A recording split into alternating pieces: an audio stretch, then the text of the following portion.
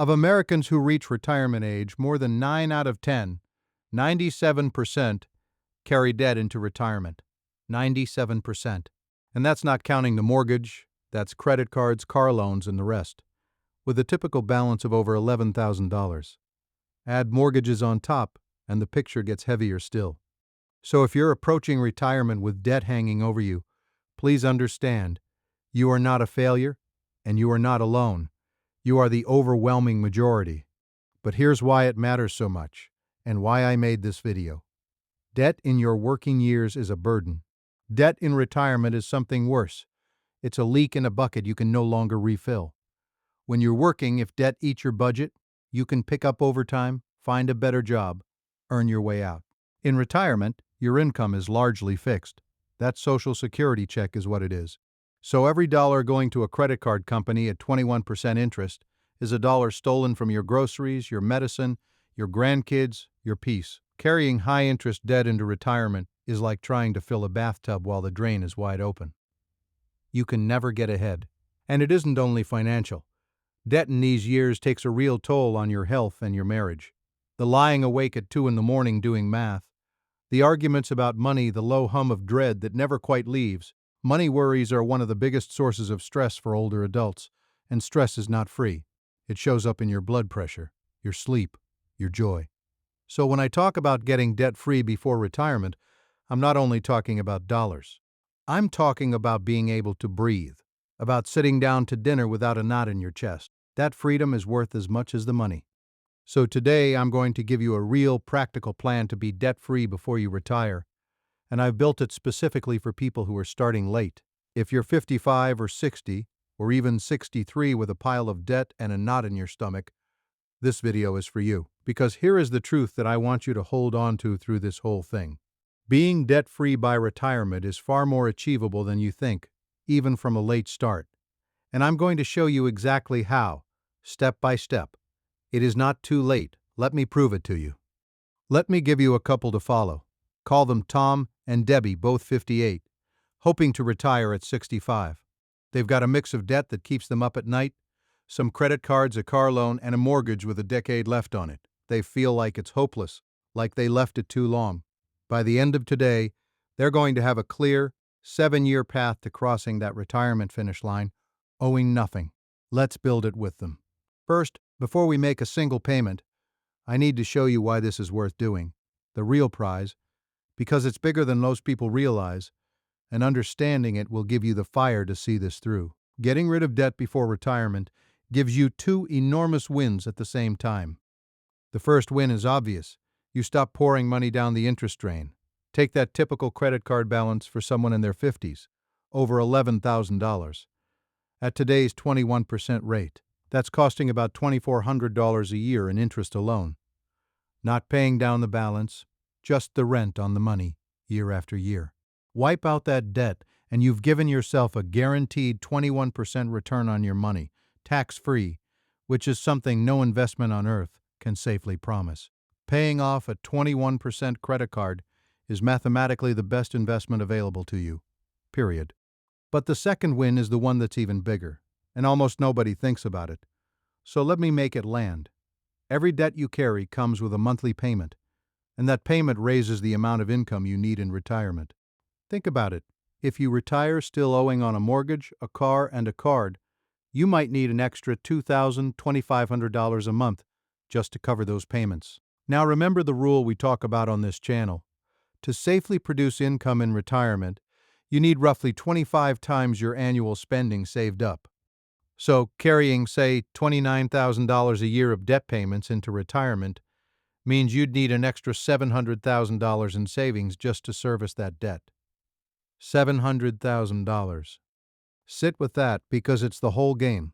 Every monthly payment you eliminate before retirement doesn't just save you that payment, it slashes the size of the nest egg you need to retire at. All.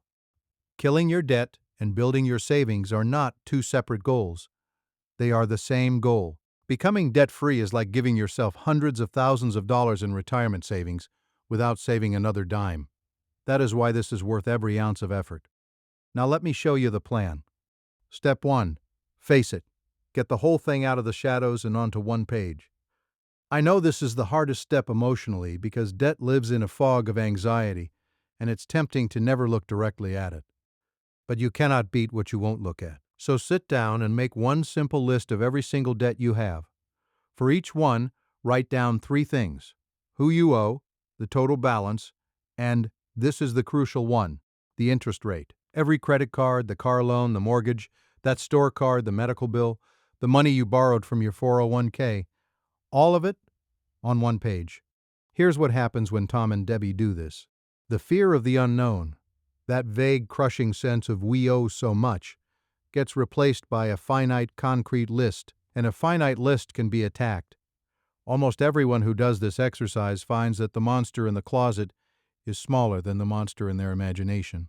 You may owe less than you feared, and even if you owe exactly what you feared, now you can see it, and see it as the first step to beating it.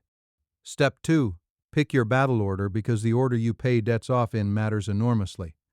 There are two proven methods, and I'll give you both because the right one depends on your personality. The first method is called the avalanche. You list your debts by interest rate, highest to lowest. You make the minimum payment on everything, and then you throw every extra dollar you can find at the debt with the highest interest rate, almost always the credit cards. Once that one's dead, you take all the money you were throwing at it and pile it onto the next highest rate debt, and so on. The avalanche is mathematically optimal. It saves you the most money in interest because you're killing your most expensive debt first. If you're driven by numbers, this is your method. The second method is called the snowball. Here, you ignore the interest rates and instead attack your smallest balance first, regardless of rate. You pay off that little debt fast, get a quick, satisfying win, and then roll that payment on to the next smallest, building momentum like a snowball rolling downhill. Now, the snowball costs you a little more in interest than the avalanche. But here's why I often recommend it anyway. Research shows people are more likely to actually finish with the snowball because those early wins are so motivating. And a plan you finish beats a perfect plan you quit. So be honest with yourself. If you need to see progress to stay motivated, use the snowball. If you can grind it out for the math, use the avalanche. Either one works. The best method is the one you'll actually stick with. For Tom and Debbie, let's say they've got a small store card, a bigger credit card at 22%, and the car loan. If they're numbers people, they blast the 22% card first. If they need momentum, they knock out the little store card in a month to feel the win, then move on. Either way, they've got a battle order now, instead of just anxiously paying minimums on everything and getting nowhere. Step 3, and this is the engine of the whole plan, find the money to throw at the debt, because a plan without fuel goes nowhere. This is where starting late actually gives you some hidden advantages. So let me show you where the money comes from. The first place is your own budget, and I want you to hunt aggressively here, because you're playing for your retirement. Track your spending for 1 month and find the leaks. The subscriptions you forgot about, the daily habits, the eating out. Every dollar you free up becomes ammunition. This isn't about deprivation forever. It's a focused push for a few years to change the rest of your life. Let me make it concrete, because find the leaks can sound vague. When people actually track a month, they routinely turn up $200, $300, $400 they didn't know they were spending. The streaming services nobody watches anymore, the $12 lunches 5 days a week that add up to a couple hundred a month, the subscription boxes, the brand name groceries, the impulse buys. Nobody's asking you to live on rice and beans forever, but temporarily trimming even $300 a month from painless places and aiming it at your highest rate card can knock out thousands of dollars of debt in a year. Find the leaks, plug them for a season, and point the water at the fire. The second place, and this is the one unique to your age, your peak earnings and your freeing up expenses. In your late 50s and early 60s, you're often earning the most you ever will, and at the same time, big expenses are ending. The kids become independent. A car finally gets paid off. When any expense ends, do not absorb that money back into your lifestyle. Immediately redirect it to your debt. That freed up car payment, aimed at your credit card, is a debt-destroying machine. This is how people who start late catch up fast. They capture the windfalls of this stage of life instead of spending them. And the third source, if you're able, is a temporary boost to income. Some overtime, a side gig you can tolerate for a couple of years. selling things you no longer need. You don't have to do this forever, just long enough to break the back of the debt. A focused 2 or 3 years of extra effort in your late 50s can buy you a debt-free retirement that lasts 30. That is one of the best trades available in all of personal finance. Now, let me show you what this fuel actually does, because the numbers are encouraging. Say Tom and Debbie have $40,000 of non-mortgage debt, and by hunting their budget and redirecting a freed-up car payment, they find $1,500 a month to throw at it. At that pace, that entire $40,000 is gone in under 3 years. Push it to $2,000 a month and it's gone in 2. From hopeless to debt-free in 2 or 3 years. That's not a fantasy. That's just arithmetic once you point real money at the problem. And every debt that dies frees up its payment to accelerate the next one. The plan speeds up as it goes. And here's a small thing that makes an enormous psychological difference. Give yourself an actual debt-free date. Once you know your total debt and the monthly amount you can commit, you can circle a month on the calendar. The month you'll owe nothing. There are free debt payoff calculators online where you type in your balances, your rates, and your monthly payment, and it tells you the exact date you cross the finish line and how much interest you'll save. Do it. Because I have a lot of debt is a fog that breeds despair, but I will be debt-free in March of the year after next is a finish line you can run toward. Tom and Debbie put their date on the refrigerator. Every payment moved it closer, and watching it approach was the thing that kept them going on the hard months. A vague burden crushes you. A dated goal pulls you forward. Give yourself the date. Now, a few powerful tools and honest cautions, because there are smart ways to make this easier and some traps to avoid. One useful tool. If you have good credit and you're disciplined, a balance transfer card can move high-interest credit card debt onto a card with 0% interest for a promotional period, often 12 to 18 months. That means every dollar you pay goes to the balance instead of interest during that window. It can supercharge your payoff. But, and this is a real warning, it only works if you actually attack the balance during the 0% window and don't run the old cards back up. If you transfer the debt and then treat it as breathing room to spend more, you've made things worse. Use it as a tool, not an excuse. Another tool for homeowners, and here I want to be careful. Some people use a home equity line to consolidate high-interest debt at a lower rate. The math can work, because trading 21% card debt for a much lower rate saves money. But hear me clearly on the danger. This converts unsecured debt into debt secured by your house. Miss those payments, and you can lose your home, a risk credit card debt never carried. So this is only for the truly disciplined, and honestly for most people I'd steer toward the plain safe grind of the avalanche or snowball over putting the roof over their head on the line. And 2 things to avoid outright. Do not raid your retirement accounts to pay off debt if you can possibly avoid it. A 401k withdrawal can trigger taxes and penalties, and it robs your future to pay your past. And be very wary of debt settlement companies that promise to make your debt disappear for a fee. Many charge a fortune, wreck your credit, and leave you worse off. If your debt is truly overwhelming, if there's genuinely no path to paying it, that's a conversation for a nonprofit credit counselor or a bankruptcy attorney, not a late-night TV company. There is legitimate low-cost help through nonprofit credit counseling agencies, and I'll come back to that. Now let me talk about the big one, the mortgage. Because for many of you that's the largest debt, and the question of whether to rush to pay it off before retirement is a real one, with a real answer that depends on you. We've done a whole video on this, but here's the short version. If your mortgage rate is high, up in the 6s or 7s, then paying it down aggressively is a strong guaranteed return, and crossing into retirement with no mortgage payment is a beautiful thing that dramatically lowers the income you need. But if you're one of the lucky people with a rock-bottom pandemic-era mortgage, at 3% or below, the math is different. That debt is so cheap that you may be better off directing your money elsewhere. So the mortgage gets treated by its interest rate. Like everything else, high rate, attack it. Very low rate, it's lower priority than the 20% cards, which always come first. For Tom and Debbie, with a mortgage in the 6s and about a decade left, here's their beautiful path. Years 1 through 3, they demolish the credit cards and the car loan using the snowball or avalanche. That frees up all those payments. Then, years 4 through 7, they take every dollar that had been going to those dead debts, plus the freed up money from raises and the kids launching. And they aim the whole fire hose at the mortgage principal.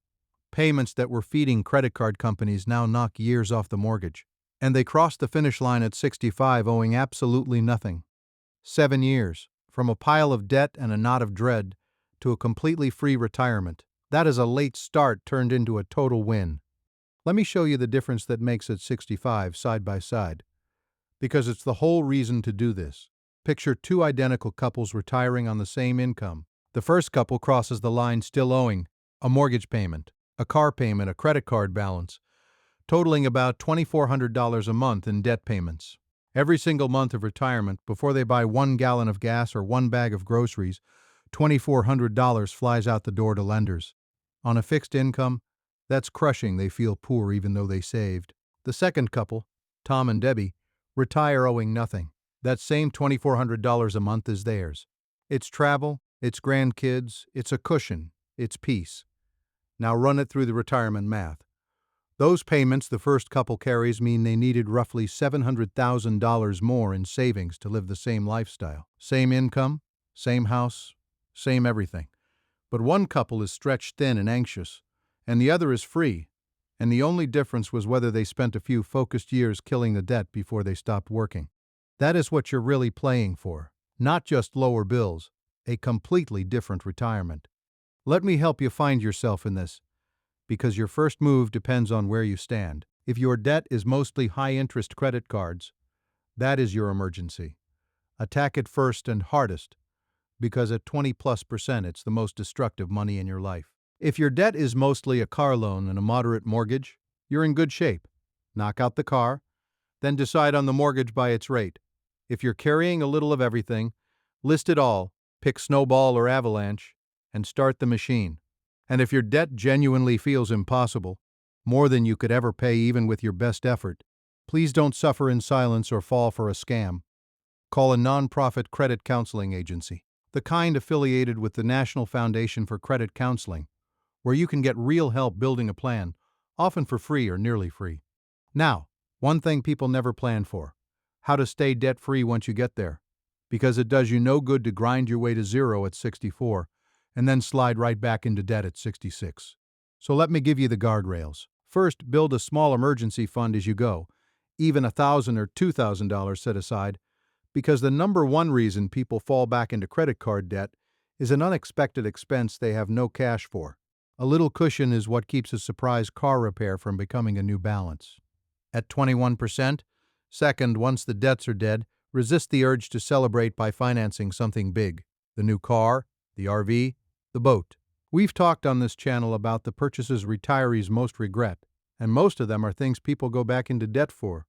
You just fought your way to freedom. Don't hand it back for a shiny object. And third, from here on, make it a rule to pay cash or pay the card in full every month. If you can't buy it outright, you probably can't afford it on a fixed income. Those 3 habits turn a one-time payoff into a permanent freedom. Let me also name the 4 mistakes I see people make on the road to debt-free, because avoiding them is half the battle. Mistake 1, only making minimum payments, which on a 21% card can keep you in debt for 17 years and cost more in interest than the original balance. Minimums are a trap, not a plan. Mistake 2, paying off debt while ignoring a free employer match, which is turning down guaranteed money. Grab the match first, then attack debt. Mistake 3, raiding a 401k or taking a big taxable withdrawal to wipe out debt, which robs your future and triggers taxes and penalties. And mistake 4, consolidating debt onto your house or a new card and then running the old debt right back up.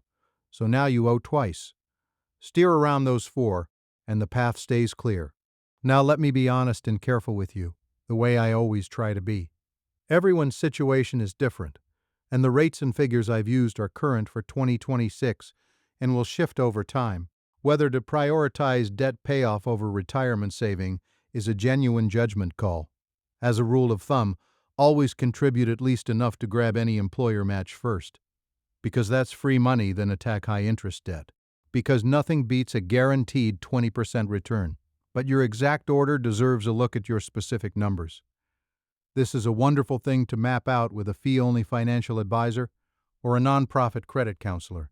someone who charges a flat fee or nothing and doesn't profit from selling you a product. And if debt has your stomach in knots every night, please know that getting a clear plan is often the single biggest relief there is. The anxiety of vague, unexamined debt is usually worse than the work of paying it down. So let me bring it home. We started with that staggering fact. Nearly everyone drags debt across the retirement finish line, turning what should be the most peaceful chapter of life into one shadowed by payments they can't outrun. And if that's where you are right now, late to this, worried you've missed your chance, I understand the weight of it. But I hope you can feel that weight lifting a little, because you've just seen the way out, and it's more reachable than you believed. Face the debt on one page. Pick your battle order: snowball for momentum, avalanche for math. Fuel it with the hidden advantages of your age: peak earnings, freeing up expenses, a focused push of a few short years. Watch each dead debt free up its payment to speed the next, and understand the real prize, that every payment you eliminate isn't just gone, it shrinks the mountain you need to climb to retire, sometimes by hundreds of thousands of dollars. Starting late is not the same as being too late. A person who gets serious at 58 can absolutely cross into retirement at 65, owing nothing. I just showed you how, in 7 years. The only thing standing between you and that free, unburdened retirement is the decision to start and the willingness to grind for a short season to win a long one. So here's your first move this week. Don't try to pay anything yet. Just make the list. Get every debt onto one page, with its balance and its rate. Look the whole thing square in the face. Because the moment you do that, the fog lifts, the monster shrinks to something you can beat, and you stop being one of the 97% and start becoming one of the free. You worked your whole life to reach retirement. Don't drag the chains of the past across that finish line with you. Break them now, while you still can, and walk into those years owing nothing to anyone, free to spend your money and your days on the life you actually earned.